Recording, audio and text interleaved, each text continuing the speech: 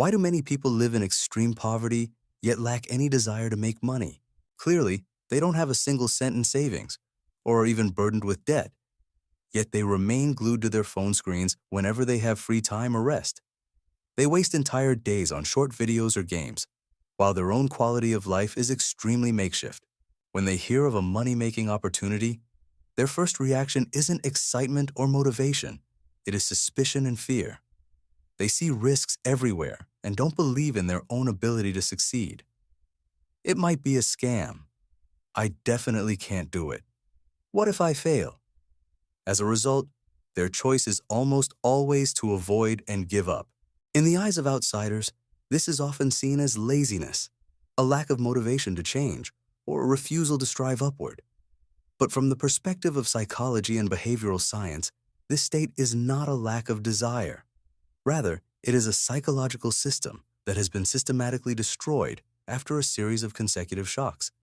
Today, I will systematize the psychological causes behind this and analyze further. If a person is in this state, how can they establish the motivation and the capacity for action to earn money? When a person repeatedly tries to change their fate, but receives unwanted results time after time, the brain gradually forms a flawed conclusion. No matter how hard I try, the result stays the same. This psychological state is called learned helplessness. It causes people to actively shut down all expectations for the future, because for them, placing hope is a risk. It is like bait for an impending wave of disappointment. Thus, the desire hasn't disappeared. It has been forcibly severed by the brain to prevent itself from being hurt again. At the same time, prolonged poverty and pressure continue to compress a person's cognition. When you have to worry about bills and basic survival anxieties every day, the brain falls into a state where it can only process immediate problems. Nearly all psychological energy is concentrated on handling those issues, whereas making money requires a detailed plan for the future.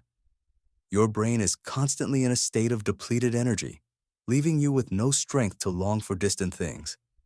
Many people unconsciously develop self-protection mechanisms to reduce feelings of shame and helplessness. Over time, day after day, their true desires are so shrouded by this system that even they themselves gradually stop feeling them.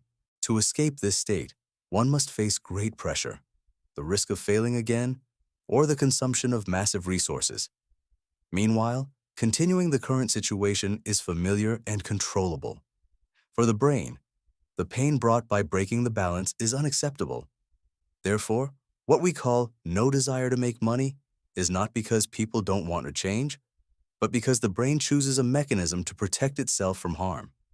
So the question is, how can one find the desire to make money again? To escape this state, relying only on advice like, you must try harder or you must be positive, actually only makes them more exhausted. The first step is to stop judging yourself. This stagnation is not because you are an incompetent person, but because your brain is overloaded with past failures and is building a mechanism to avoid pain. Stop attacking yourself first. Next, what you need to do is not a grand plan to overturn the situation, but a small plan to regain self-confidence.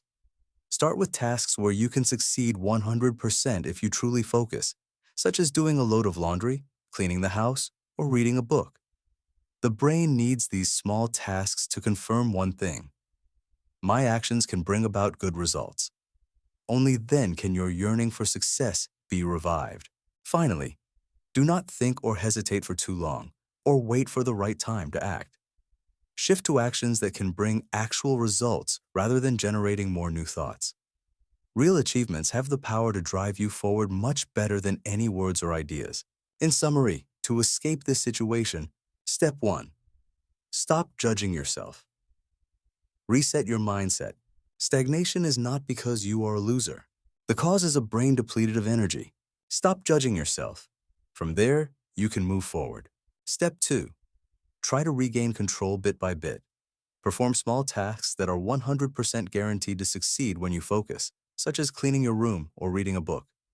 These actions help repair your self-doubt little by little. Step 3. Act immediately. Do not overthink, procrastinate, or hesitate. When you perform tasks that provide positive feedback, they are more capable of motivating you than any advice or inspirational videos. If you are currently stuck deep in stagnation, don't rush to look at big and distant things. Look around you first. Often, the thing that truly changes your life is never a grand truth, but just a tiny action.